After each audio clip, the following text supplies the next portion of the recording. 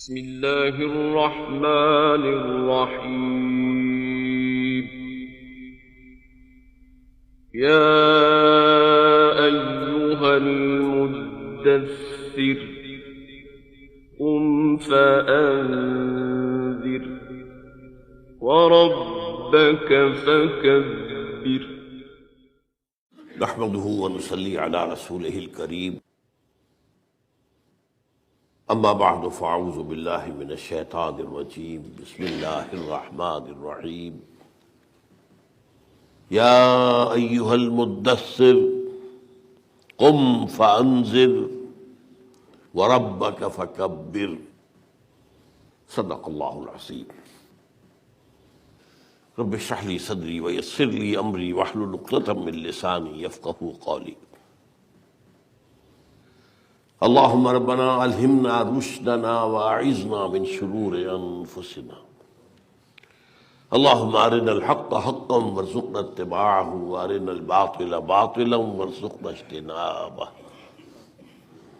اللهم وفقنا لما تحب وترضى آمین یا رب العالمین۔ کچھ دنوں سے ہمارے مابین گفتگو چل رہی ہے جو جوڑا ہے سورہ مزمل سورہ مدثر۔ اس میں لفظ مزمل لفظ مدثر کا پس منظر میں بیان کر چکا ہوں کئی بار، غور و فکر سوچ بچار کا دور، جس میں کہ کہا گیا کہ اب اس سوچ بچار کا سلسلہ ختم کرو، کھڑے ہو جاؤ، کمر کس لو۔ یہ کمر کس لینا ایک رات کا ہے، قیام اللیل، وہ مضمون ہے سورہ مزمل کا، اور ایک ہے دن میں، وہ ہے اپنے دعوت کا، اپنے مشن کا، اپنی رسالت کی ذمہ داریوں کی ادائیگی کا آغاز کرو۔ یہ نوٹ کر لیجئے کہ یہ تقریباً اس پر اتفاق ہے کہ سورہ علق سے حضور کی نبوت کا ظہور ہوا ہے۔ یہاں کبھی میں بھی غلطی کرتا تھا، آغاز کہہ دیتا تھا، نبوت کا آغاز ہوگا۔ نبی تو پیدائشی نبی ہوتا ہے، نبی عالم ارواح میں بھی نبی تھے صلی اللہ علیہ وسلم۔ خود حضور کے الفاظ ہیں کہ میں اس وقت بھی نبی تھا جبکہ ابھی آدم جو ہے روح اور جسد کے بین ہی تھے، ابھی روح اور جسد کا ملاپ نہیں ہوا تھا، تبھی نبی تھا۔ تو نبوت کا ظہور ہوتا ہے، یہ نہیں کہ آغاز ہو، رسالت کا آغاز ہو، اس کا ایک پوائنٹ جو ہے۔ تو سورہ علق سے نبوت کا ظہور ہوا اور سورہ مدثر سے رسالت کا آغاز ہوا، اس لیے کہ تبلیغ کا حکم، بات کرنے کا حکم، کوئی پیغام پہنچانے کا حکم، کو اپنے مشن کا حکم، یہ یہاں آ رہا۔ پھر میں یہ بھی عرض کر چکا ہوں آپ سے کہ ایک رائے یہ ہے کہ یہی پہلی وحی تھی جو حضور پر آئی ہے، لیکن یہ کہ امت نے بالاجماع، صحابہ کرام کا بھی اس پر اجماع ہے کہ نہیں، انہیں مغالطہ ہوا ہے۔ یہ ضرور ہوا ہے کہ پہلی وحی کے بعد، اور یہ جو دو وحی ہم نے اور پڑھ لی، سورہ نون اور سورہ مزمل، پھر کچھ وقفہ ہوا ہے، یا سورہ نون کے بعد ہوا ہے، اسے فترت وحی کہتے ہیں، تھوڑی دیر کے لیے راستہ جو سلسلہ ٹوٹا ہے، اور اس میں یہ کہ حضور کو صلی اللہ علیہ وسلم بہت تشویش لائق ہوئی کہ کیا معاملہ ہوا ہے، وہ اپنی جگہ ایک علیحدہ مضمون ہے۔ لیکن یہ ہے کہ اس کے بعد پھر جب وہ وقفہ ختم ہوا تو پہلی وحی یہ ہے، یا ایھا المدثر قم فانذر وربک فکبر۔ یہاں بھی 7 آیتیں ہیں جو کہ اس چوتھی وحی میں شامل ہیں۔ باقی صورت بہت لمبی ہے، یہ تو سورہ نون یا سورہ قلم جتنی لمبی صورت ہے، لیکن جو ابتدائی جو تسلسل ہے، پہلی 5 آیات سورہ علق کی، پھر 7 آیات سورہ نون یا سورہ قلم کی، پھر 10 آیات سورہ مزمل کی، پھر 7 آیات سورہ مدثر کی۔ ان میں سے میں نے آج صرف 3 کی تلاوت کی ہے، ان کے بارے میں عرض کرنا ہے۔ جہاں تک پہلی آیت ہے اس کے بارے میں مزید کچھ عرض کرنے کی ضرورت نہیں۔ یا ایھا المدثر قم۔ 2 اگلی آیات جو ہیں یہ انتہائی اہم ہے، خاص طور پر جو لوگ بھی دین کی خدمت علی منہاج نبوت کرنا چاہتے ہیں، دین کی خدمت یہ بھی ہے کہ آپ ناظرہ قرآن پڑھانے کا کوئی مدرسہ کھول دیجیے، یہ بھی دین کی خدمت ہے۔ حفظ کا قرآن کا مدرسہ کھول دیجیے، یہ بھی دین کی خدمت ہے۔ کوئی دارالعلوم بنا دیجیے، یہ بھی دین کی خدمت ہے۔ کوئی آپ تبلیغی مشن بنا دیجیے، وہ بھی ہے۔ کوئی آپ جو ہے دارالارشاد بنا دیجیے، یہ بھی ہے۔ لیکن دین کی خدمت منہاج نبوی پر کرنے کے جو لوگ قائل ہو، حضور نے کیسے کیا، اس کے اعتبار سے اس کے بنیادی فہم کے لیے یہ دو آیتیں انتہائی اہم ہیں۔ پہلی آیت بتا رہی ہے نقطۂ آغاز کیا ہے، ویئر ٹو بگن ود۔ آپ حیران ہوں گے، پہلی بات توحید نہیں ہے، پہلی بات ایمان بالآخرہ ہے۔ ہم نے آپ دیکھا ابھی تک جو آیتیں پڑھی ہیں ان میں یہ کہ کہیں توحید کا ذکر نہیں ہے، کہیں رسالت کا بھی ذکر نہیں ہے، لیکن آخرت وہ تو سورہ علق میں بات شروع ہو گئی، کلا ان الانسان لیطغی ان رآہ استغنی ان الی ربک الرجعی۔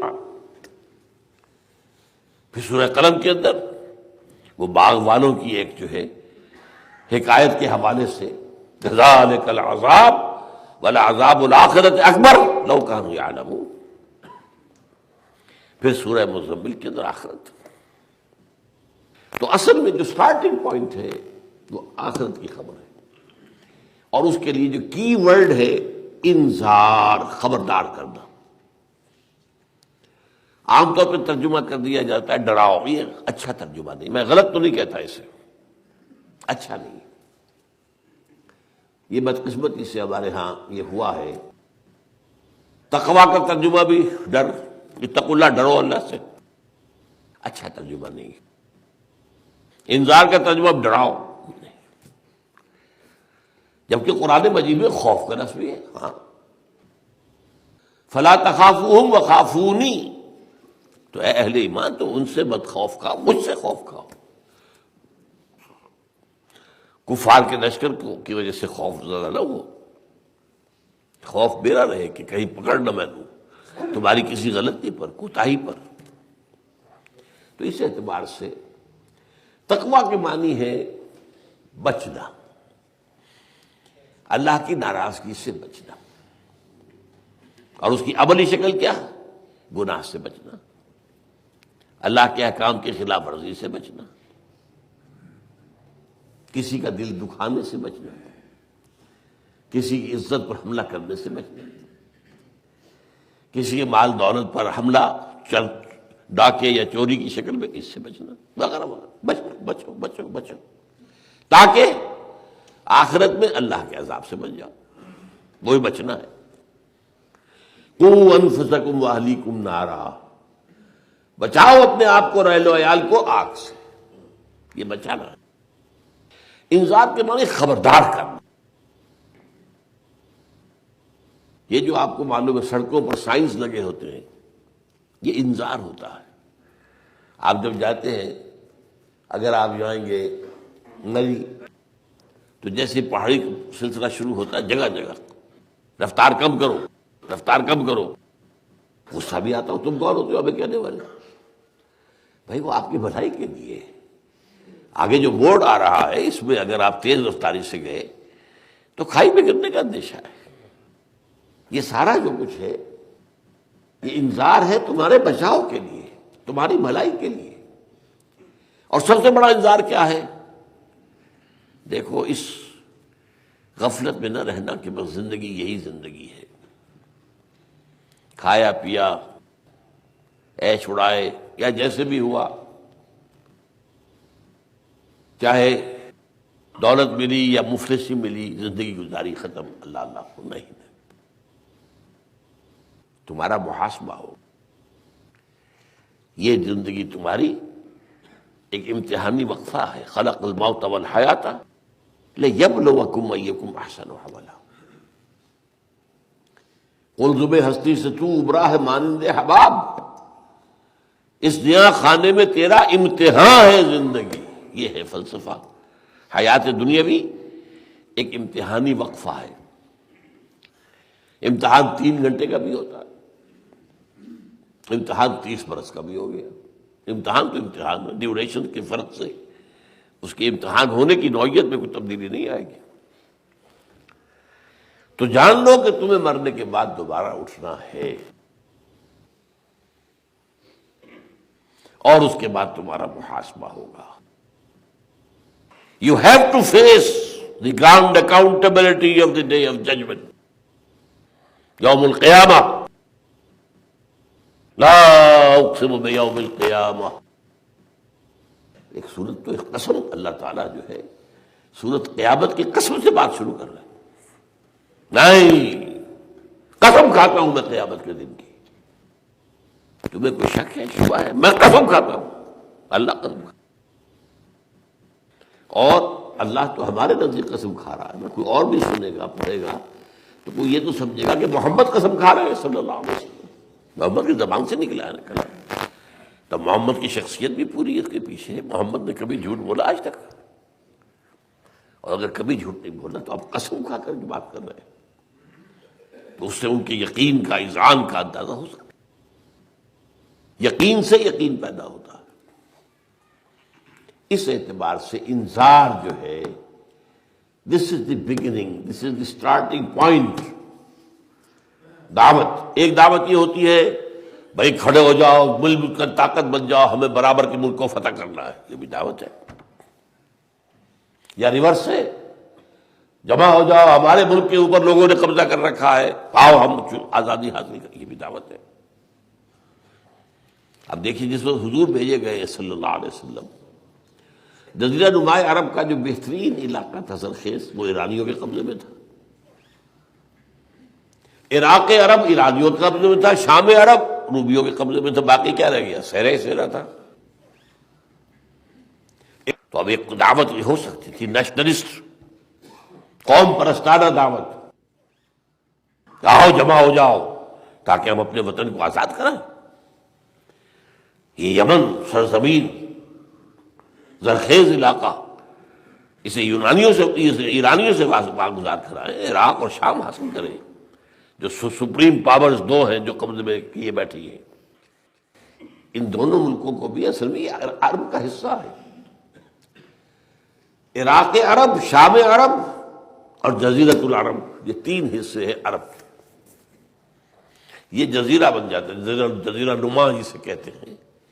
نیچے آپ بحیرہ عرب، اور داہنی طرف خلیج فارس یا خلیج عربی، خلیج عمان سے ہو کر خلیج عربی، بائیں طرف ریڈ سی، بحیرہ قلزم، یوں چلا رہا تھا یہ، یوں، اور اوپر جا کر ادھر عراق، ادھر شام۔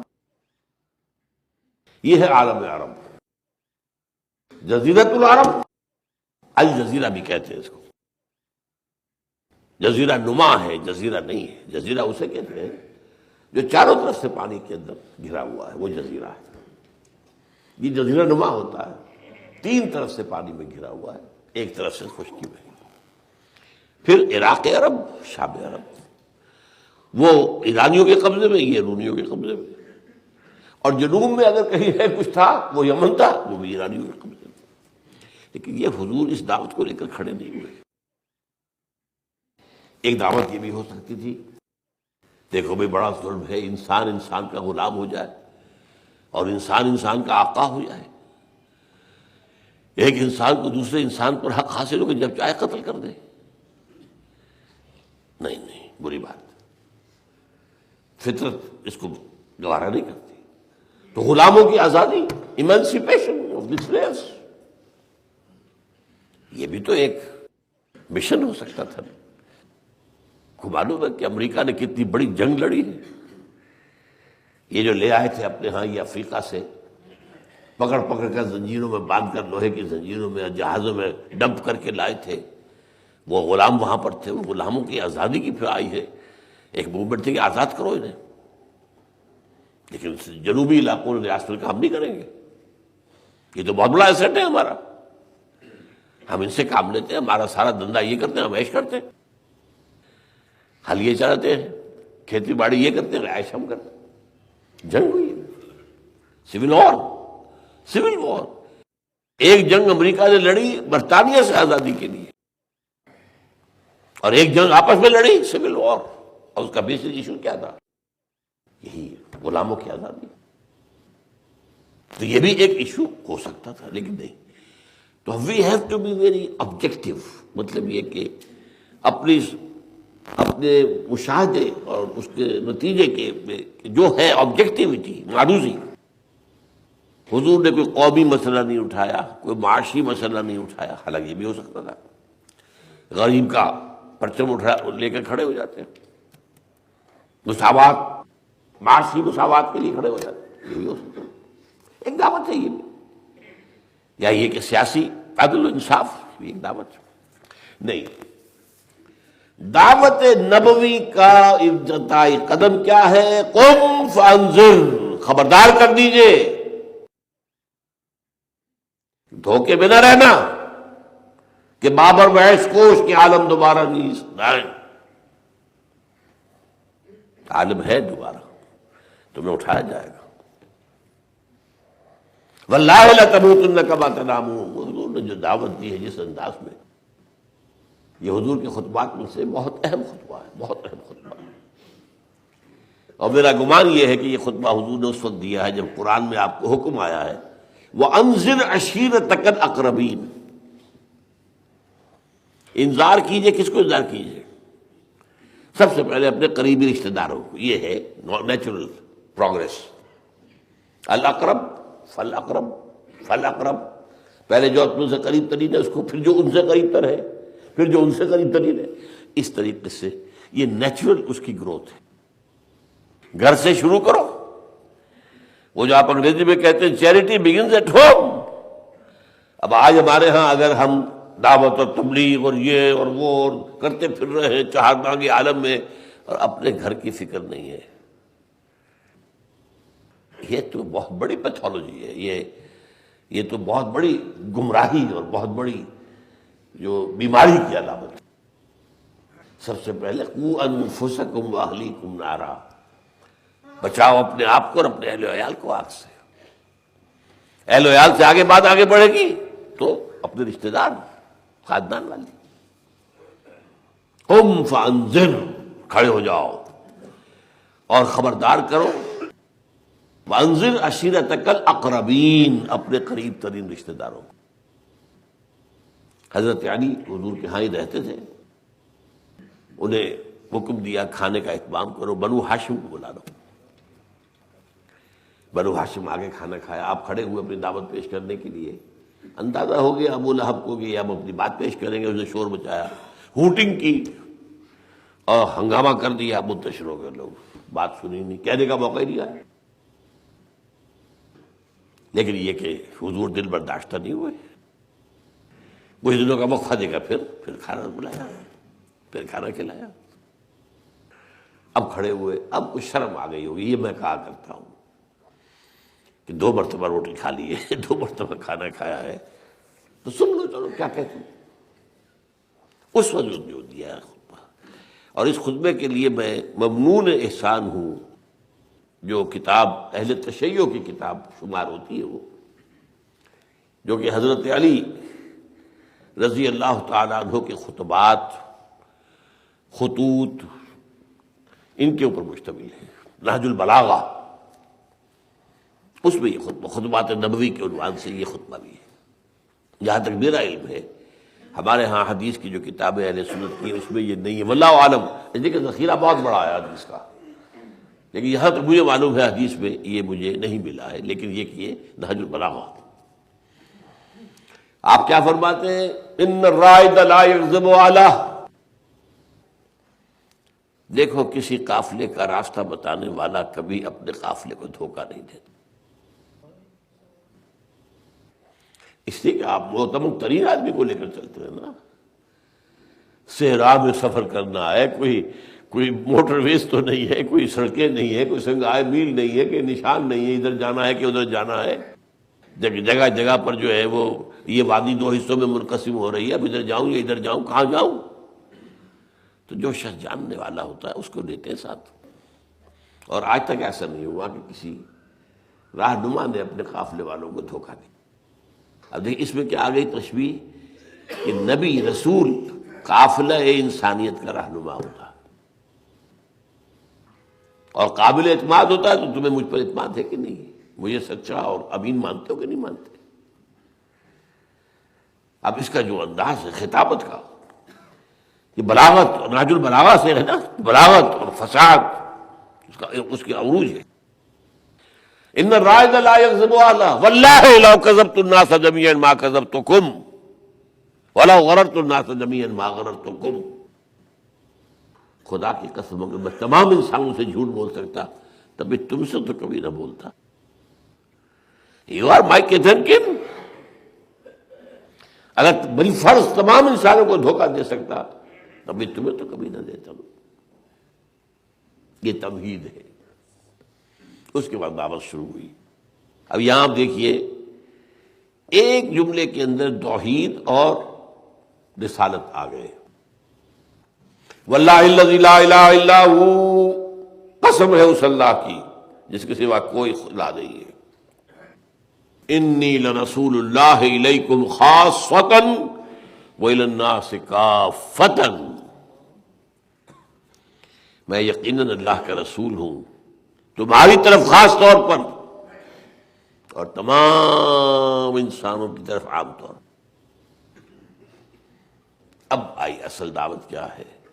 واللہ لتموتن کما تنامون، خدا کی قسم ہے تم سب مرو گے جیسے کہ روزانہ شام کو سو جاتے۔ ثم لتبعثن کما تستيقظون، پھر اٹھا لیے جاؤ گے جیسے روزانہ صبح بیدار ہو جاتے۔ ثم لتحسبن بما تعملون، پھر تم سے حساب لیا جائے گا اس عمل کا جو تم کر رہے ہو۔ ثم لتجزون بالاحسان احسانا وبالسوء سوءا، پھر تمہیں بدلہ مل کر رہے گا، بلائی کا بلا برائی کا برا۔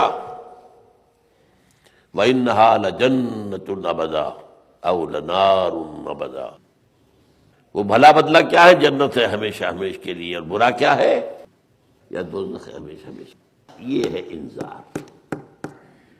یا ایھا المدثر قم فانذر۔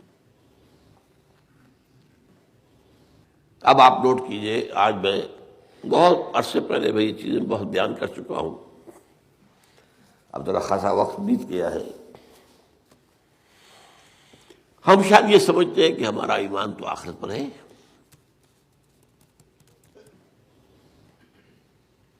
Mostly we deceive over sales.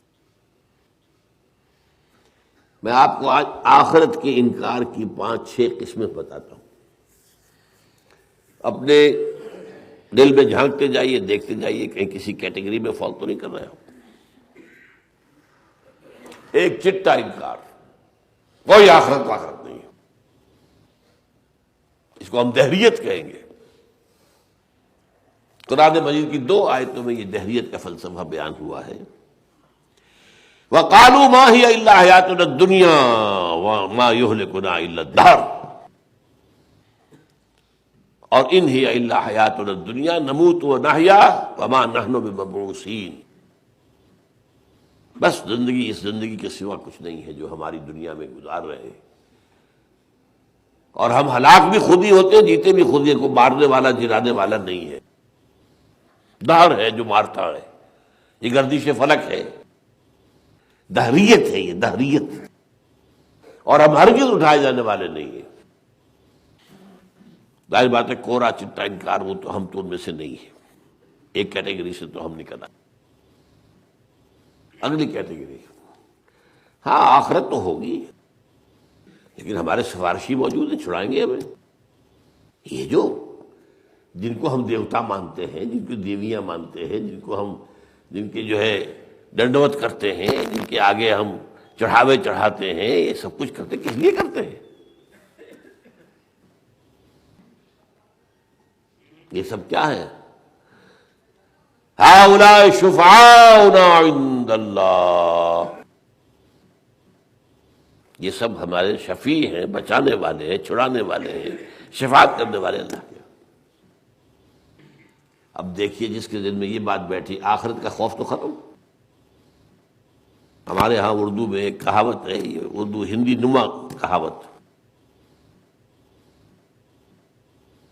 جس کو کہتے ہیں کہ ہمارا جو میرا چاہنے والا ہے وہ جو ہے کوتوال بن گیا، پیا جو ہے وہ کوتوال بن گیا، تو ڈر کس کا؟ پیا بیا کوتوال وہی ہے نا، اگر پکڑ کے سزا دی تو وہ تو میرا پیا ہے، تو وہاں تو ہمارے چھڑانے والے موجود ہیں، تو زیرو ہو گئی کہ نہیں؟ آخرت ہے لیکن غیر مؤثر۔ اس سے اور آگے چلیے، کچھ لوگوں نے قرآن سے معلوم ہوتا ہے اپنی نسبتوں کو بنا رکھا ہے، ہم ابراہیم کی اولاد ہیں، ہم یعقوب کی اولاد ہیں، نحن عبد اللہ وحباؤہ، ہم تو اللہ کے بیٹوں کی طرح ہیں، چہیتے ہیں، لاڈلے ہیں، لن تمسنا نار الا ایام معدودات، ہمیں اول تو آگ چھو ہی نہیں سکتی، چھوئے گی تو گنتی کے چند دن۔ یہ عقیدہ ہمارے ہاں ہے، ہم تو امت محمد میں سے ہیں صلی اللہ علیہ وسلم، اور محمد اللہ کے لاڈلے ہیں، پیارے ہیں، محبوب رب العالمین ہیں، اور جو راضی نہیں ہوں گے جب تک کہ ہر امتی کو نہیں نکلوا لیں گے۔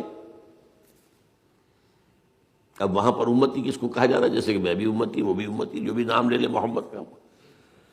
حضور کہتے نہیں، یہ بات نہیں ہے، کل امتی یدخل الجنہ الا من ابا، میری پوری امت جنت میں جائے گی سوائے اس کے جو خود انکار کر دے۔ قال ومن ابا، لوگ حیران ہوئے، وہ کون ہوگا احمق جو انکار کرے گا؟ قال ومن ابا، یہ کون ہوگا؟ من اطاعنی دخل الجنہ ومن عصانی فقد ابا، جو میری اطاعت کرے وہ گویا کہ وہ جنت میں جائے گا، اور جو میری نافرمانی کرے اس نے جنت میں جانے سے انکار کر دیا خود۔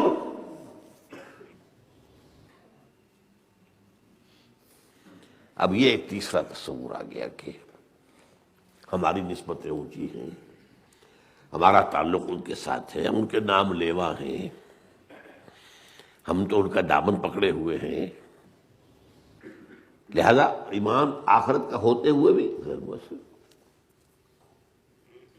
ایک اور شکل قرآن مجید میں بتائی گئی، کچھ لوگوں کو جنہیں اللہ نے دنیا میں دولت دی، مال دیا، اولاد دی، حیثیت دی، وجاہت دی، انہوں نے ایک نیا فلسفہ ابھار دیا، دیکھو ہمیں اللہ نے یہ سب کچھ دے رکھا ہے، اللہ کو ہم سے محبت ہے تبھی دیا ہے نا، تو ہمیں تو اللہ تعالیٰ جو ہے جہنم میں نہیں ڈال سکتا۔ یہ سورہ کہف کے اندر دو اشخاص کا مکالمہ ہے، وما اظن الساعة قائمة، اول تو میرا گمان نہیں ہے کہ قیامت کوئی ہونی ہے جو تم کہہ رہے ہو، I don't think so، وَلَئِن رُدِدتُّ إِلَىٰ رَبِّي، اور اگر میں لوٹا ہی دیا گیا اپنے رب کی طرف، لَأَجِدَنَّ خَيْرًا مِّنْهَا مُنقَلَبًا، تو جو دولت اس نے یہاں مجھے دی ہے اس سے بہتر وہاں دے گا، میرے اندر کچھ ہے نا جس کی وجہ سے میں پسند ہوں اسے۔ تم یہاں جوتیاں پٹخار رہے ہو، وہاں بھی جوتیاں پٹخارو گے، ایک یہ فلسفہ بھی ہے۔ اور آگے آئیے، ایک فلسفہ یہ ہے، وَمَا أَظُنُّ إِلَّا ظَنًّا إِن نَظُنُّ إِلَّا ظَنًّا وَمَا نَحْنُ بِمُسْتَيْقِنِينَ، بھائی ٹھیک ہے، گمان تو ہوتا ہے جو تم کہتے ہو، بات تو معقول ہے کہ اعمال کا بدلہ ہونا چاہیے، نتیجہ نکلنا چاہیے، گندم از گندم بے رویا جو، یقین نہیں آتا۔ اب یقین نہیں آئے گا تو عمل پہ کیسے اثر ہوگا؟ دیکھتے جائیے اپنے آپ کو بھی، تولتے جائیے کہاں کھڑے۔ جانے جملہ علم ہائی نستنی،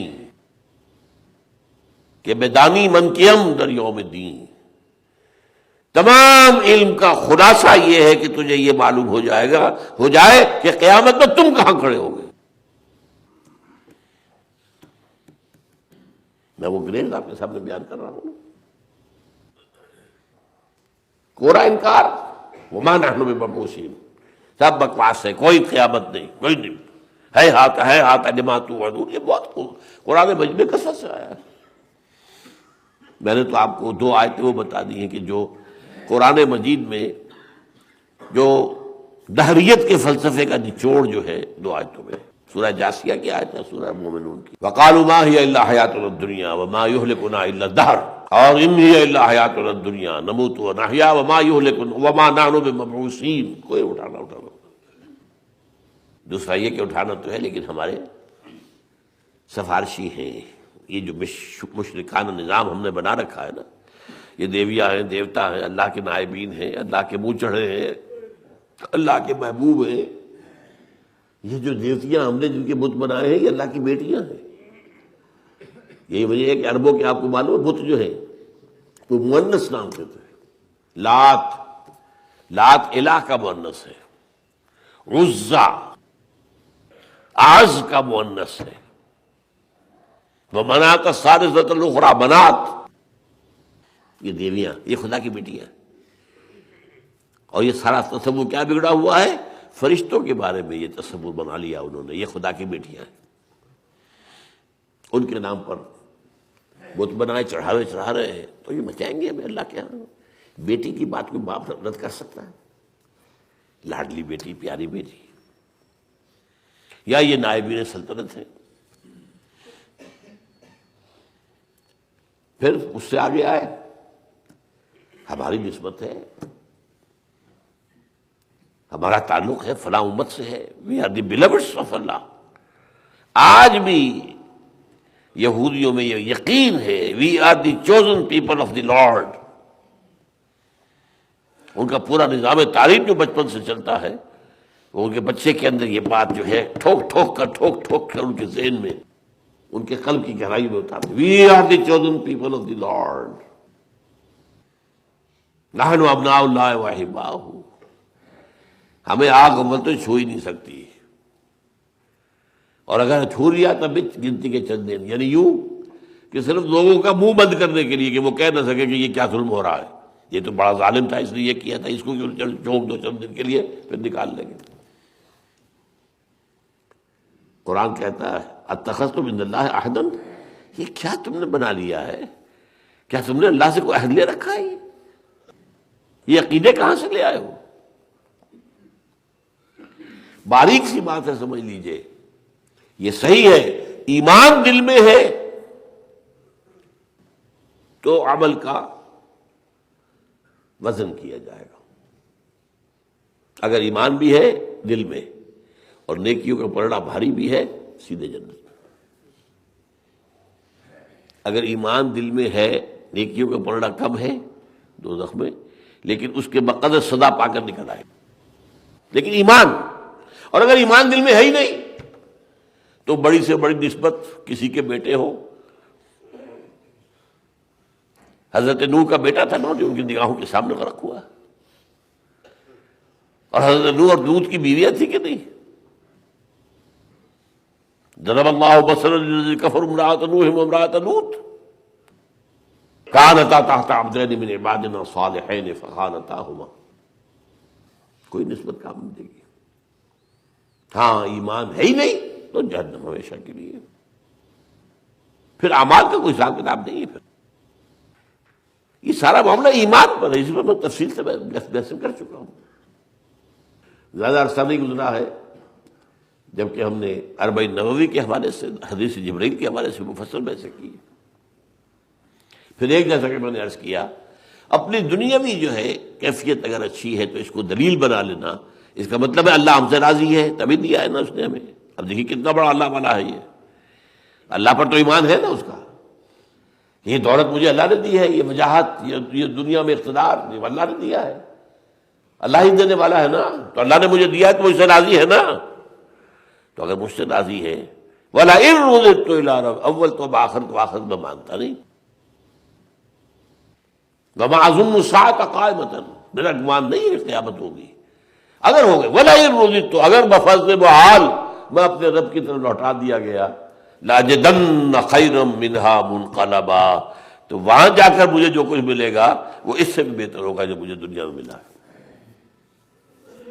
اور ایک آخری چیز، ان نظن الا ظنا، سارے دلائل سے ہاں بھائی بات تمہاری صحیح ہے، بات لگتی ہے دل کو، گندم از گندم بے روئے جو سے جو، گندم سے گندم اگنی چاہیے، جو سے جو ہونا، لیکن وما نحن بمستيقنين، کیا کریں، یقین قائم نہیں۔ کہیں اس میں ہم کھڑے ہوئے تو نہیں، کہاں کھڑے؟ ایک آخری بات، اور وہ ہے یوں سمجھیں موسٹ سٹل، انتہائی لطیف انداز، یا ایھا الانسان ما غرک بربک الکریم۔ ارے بھائی اللہ تو بڑا کریم ہے، نکتہ نواز ہے، وہ کسی کو آگ میں ڈالے گا؟ نہیں نہیں نہیں نہیں نہیں، رحیم ہے، غفور ہے، ودود ہے۔ اللہ کی کریمی، اللہ کی رحیمی، یا ایھا الانسان ما غرک بربک الکریم، کس نے دھوکے میں ڈال دیا تجھے؟ ہاں وہ کریم ہے، غفور بھی ہے، شدید ذو انتقام بھی ہے، شدید العقاب بھی ہے۔ اللہ کی دونوں شانوں کو سامنے رکھنا ہوگا۔ چنانچہ سورہ حدید کے اندر یہ بات بیان کی گئی ہے کہ منافقت جو پیدا ہوئی لوگوں میں، مسلمانوں میں اس وقت جو ہو گئی تھی، اس کا سب سے بڑا اصل سبب یہی تھا، شیطان کا یہ دھوکہ۔ تم ایمان تو لائے تھے، لیکن وَلَٰكِنَّكُمْ فَتَنتُمْ أَنفُسَكُمْ وَتَرَبَّصْتُمْ وَارْتَبْتُمْ وَغَرَّتْكُمُ الْأَمَانِيُّ حَتَّىٰ جَاءَ أَمْرُ اللَّهِ وَغَرَّكُمْ بِاللَّهِ الْغَرُورُ۔ اس دھوکے باز نے تمہیں خوب دھوکہ دیا۔ اللہ تمہارا بڑا کریم ہے، بڑا نکتہ نواز ہے، بڑا معاف کرنے والا ہے، بڑا رحیم ہے، بس اس کے حوالے سے اس چکر میں ڈال کے آدمی جو ہے پھر عمل سے غافل، عمل سے غافل ہوا مسلمان بنا کے تقدیر کا بہانہ، عمل سے غافل ہوا مسلمان اللہ کی کریمی کا کی جو ہے وہ اوٹ لے کر، اللہ کی شان رحیمی اور کریمی لے کر۔ یہ ہے درجہ بدرجہ انحراف عن الآخرہ کی شکلیں۔ چنانچہ آج کہنے کو ہم آخرت پر ایمان رکھنے والے لوگ ہیں، حقیقت میں نہیں۔ یہ کیوں میں نے اس پر زور دیا ہے کہ جو بھی کام اگر کرنا ہے منہاج نبوی پر تو پہلے اس پر زور دینا، قم فانذر، نذیر، وانذر عشیرتک الاقربین۔ البتہ اس کے بعد ہدف کیا ہے اس دعوت کا؟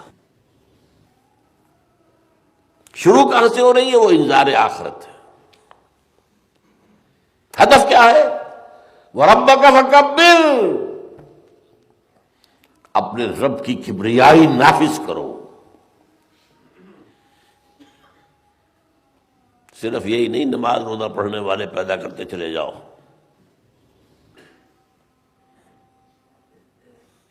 ربک فکبر، اللہ کی کبریائی کا جھنڈا گاڑو اس زمین کے اندر۔ یہ ہے اس کی انقلابیت۔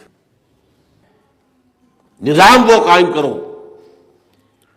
جس میں word of God become supreme, لتکون کلمۃ اللہ ہی العلیٰ، تاکہ اللہ کی بات سب سے اونچی ہو جائے، پارلیمنٹ میں بھی وہی اونچی ہو، سپریم کورٹ میں بھی وہی اونچی ہو، پوری زندگی میں، پوری جگہ پر، پورے معاشرے میں اللہ کی بات اونچی۔ یہ ہے ہدف،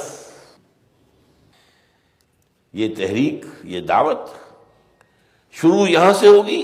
اس پر لبیک کہنے والے ان کو جمع کر کے، منظم کر کے، پھر ان کے اندر توحید خالص بھی پیدا کی جائے گی، اور ان پر رسالت پر ایمان بھی پورا گہرائی کے ساتھ پورا پیدا کیا جائے گا۔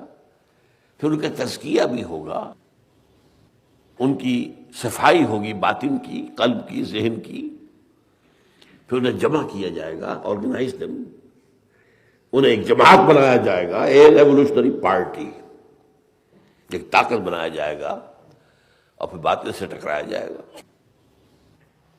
یہ ہے وہ ہدف جس پر جانا ہے۔ تو کسی بھی سفر کے لیے یہ دو چیزیں جو لازم ہیں ان کو تعین ہونا چاہیے واضح طور پر. ویئر ٹو بگن ود، آغاز کیا ہے، اور جانا کہاں ہے، ہدف کیا ہے، منزل کیا. پھر تیسری چیز آئے گی اس میں، راستہ کون سا ہے، طریقہ کیا ہے،